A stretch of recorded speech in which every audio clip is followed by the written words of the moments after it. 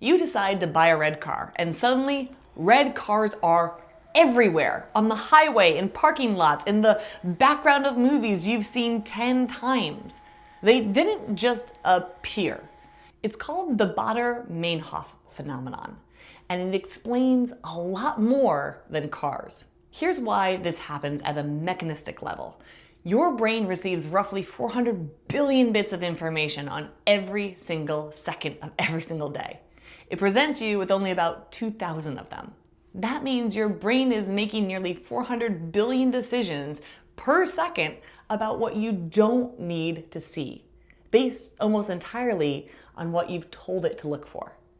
Every day, your brain asks one question: what should I pay attention to? The answer becomes your evidence. The evidence becomes your story, and the story becomes your behavior.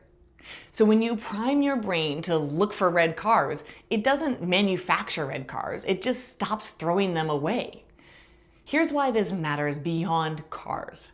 This applies to opportunities, to talent you haven't noticed in the people around you, to solutions that are sitting just outside the frame of the problem that you've locked into.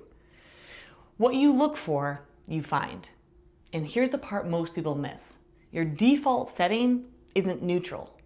Your nervous system evolved to scan for threats first, because the ancestors who stopped to admire and appreciate the scenery, they got eaten. There are no tigers in your office, but your brain is still running the same operating system, scanning, filtering, deciding what matters before you've had a single conscious thought about it. The moment your brain begins looking for danger, it stops looking for everything else. Researchers have shown this directly. Physicians who are handed a small gift, something as simple as a lollipop, before working on a complex diagnostic case, reached correct diagnoses more efficiently, showed more cognitive flexibility, and were less likely to anchor on an early wrong hypothesis.